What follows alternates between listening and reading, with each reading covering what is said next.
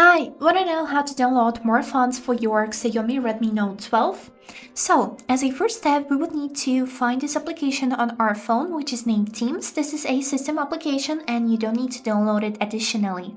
We would need to open this application, and here we are currently on the home page. This is the page what we need, so we don't switch to any of these two.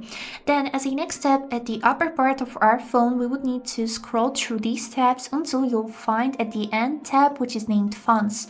By clicking on it here, you'd be able to find a lot of new fonts for your phone. As you can see here, we got a really ton of the fonts. So let's choose any random here, for example this one. And after this, we would need to click on this button, Free Download. Now we wait a little while until the font will be installed.